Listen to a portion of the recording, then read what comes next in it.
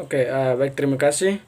Di sini saya menjelaskan tentang intoleransi politik. Dan sebelumnya saya memperkenalkan nama. Nama saya Antonius Neno, NIM 1803030013.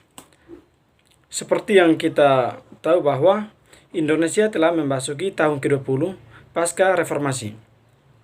Di usia yang tak lagi muda, ini wajah kita berharap demokrasi akan rubah secara lebih baik. Namun, sayangnya kualitas demokrasi kita justru mengalami kemunduran.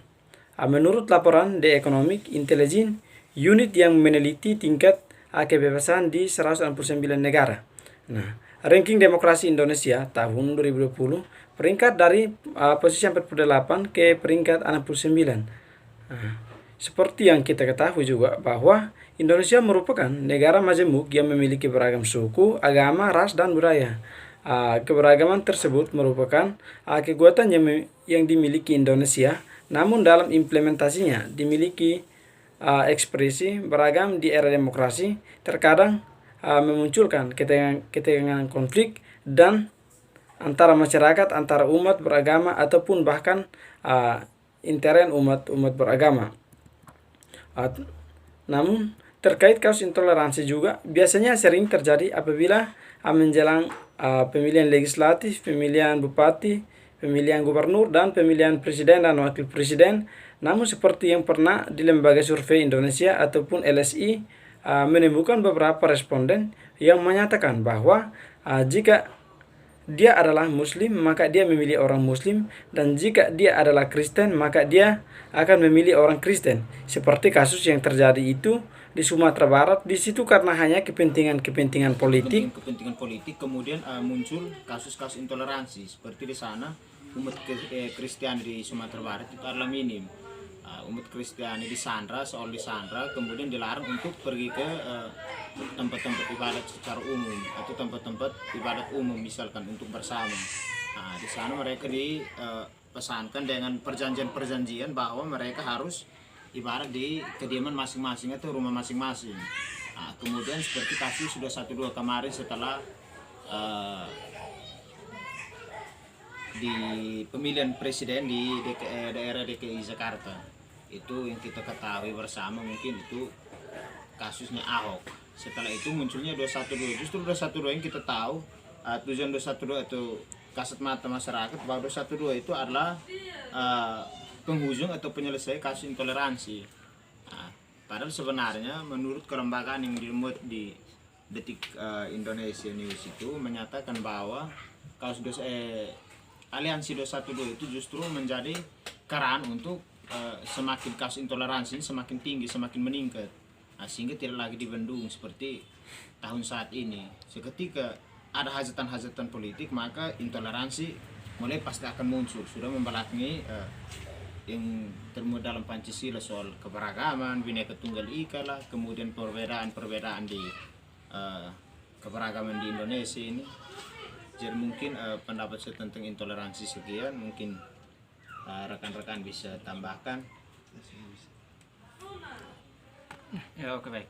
Terima kasih. Seperti yang sudah disampaikan oleh rekan Lenti, teman Lenti, itu seperti itu, bahwa ketika ada intoleransi itu menurunkan atau membuat kerukunan kita sendiri itu menjadi pecah.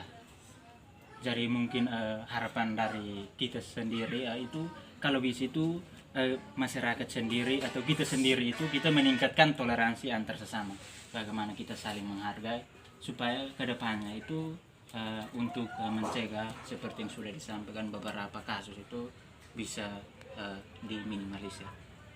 Mungkin ada lagi upaya-upaya yang bisa disampaikan.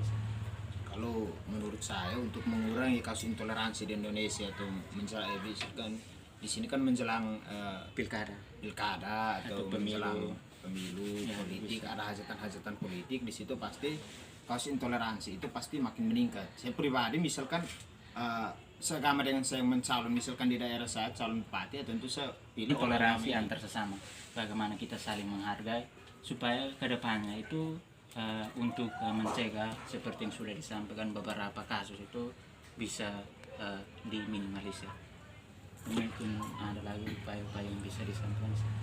Kalau menurut saya untuk mengurangi kasus intoleransi di Indonesia itu kan di sini kan menjelang Pilkada atau menjelang pemilu Ya, politik, bisa. ada hajatan-hajatan politik di situ pasti kasus intoleransi itu pasti makin meningkat. Saya pribadi misalkan seagama dengan saya mencalon, misalkan di daerah saya calon bupati, tentu saya pilih orang agama itu. Misalkan ada agama dari luar yang ingin calon, untuk mau mengurangi angka intoleransi atau peningkatan intoleransi, tentunya kan kita harus memberikan edukasi politik kepada seluruh lapisan masyarakat di Indonesia sehingga benar-benar memahami arti dan tujuan demokrasi sesungguhnya, sehingga tidak ada muncul-muncul intoleransi seperti kasus-kasus intoleransi lah atau kasus-kasus yang lebih mengedepankan kepentingan pribadi, kepentingan politik, sehingga munculnya kasus-kasus intoleransi antara umat beragama. Namun karena umat beragama Kristen di Sumatera Barat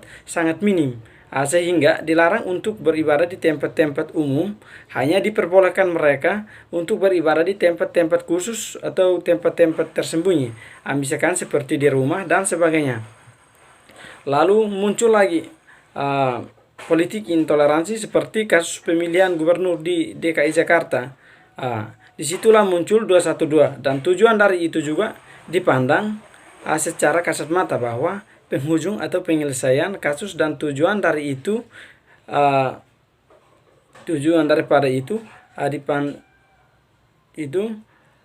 padahal menurut survei lembaga yang terlampir dalam media itu menyatakan bahwa 212 justru memantik kasus intoleransi semakin memanas sehingga tidak dibendung pada saat ini, misalkan ketika hajatan-hajatan munculnya intoleransi. Jadi seperti kita yang bernaung ataupun menganut nilai-nilai Pancasila, maka kita harus paham bahwa munculnya intoleransi maka membuat kerukunan untuk kita menjadi pecah belah. Maka kita sebagai makhluk sosial juga yang bersatu dan bernaung di sebuah negara, yakni negara Indonesia, yang masing-masing memiliki bahasa yang berbeda, ras, suku, budaya maupun kepercayaan yang berbeda. Maka kita harus menjunjung tinggi rasa toleransi untuk meningkatkan kebersamaan, apalagi kita selalu menganut nilai-nilai Pancasila.